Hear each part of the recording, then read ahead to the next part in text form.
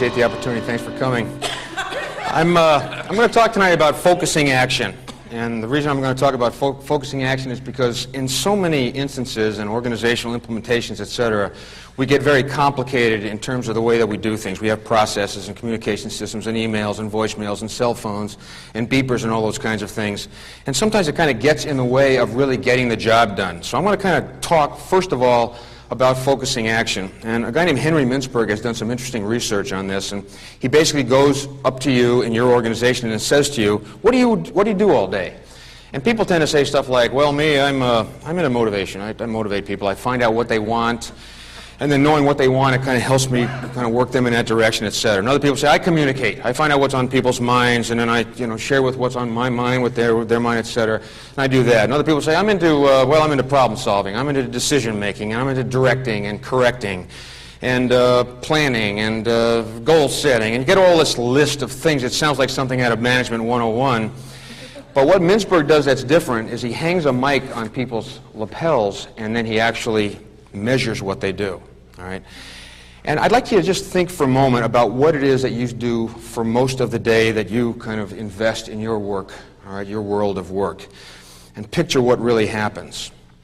Because Mintzberg's answer to what most of us do is we react. One word, we react.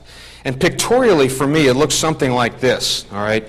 And that is, you decide on a direction, at least for the moment, you go off in that direction, and then at some point you realize you're going to have to change it, all right? Something happens, you kind of get banged with new information or whatever, and so you kind of walk off in this direction, you think you're going, and all of a sudden, poof, and you get hammered with and you kind of go, I better kind of go off in this direction, and you get hammered here, and you go, poof, like this, like, poof.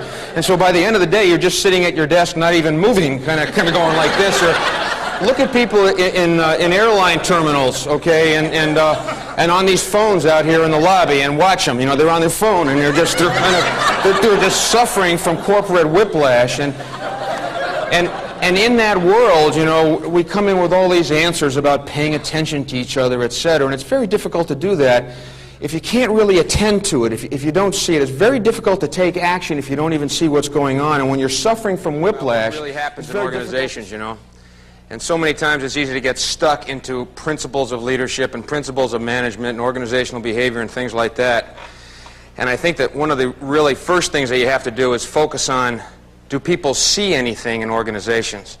And a lot of times I have this sense that people go through life in their companies and organizations just sort of going around with blinders on.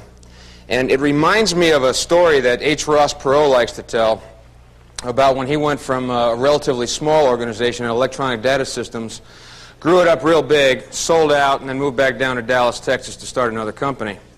And he said that when he wound up with a larger organization, his sense of it was that nobody saw anything anymore. And that when they walked through the halls or walked through their offices, you could set little things up and they'd never even notice what it was. And his specific example was a snake in the hallway. Okay? And he said that if most people in large organizations walked down a hallway and saw a snake, what they would do is what most bureaucrats would do in large organizations, and that is they would go out and they would hire snake consultants to come in to study the snake problem.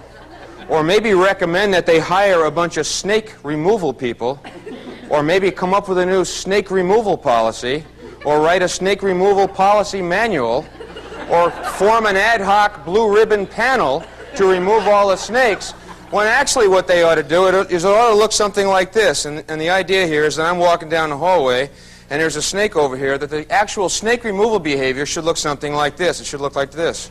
Like that, see?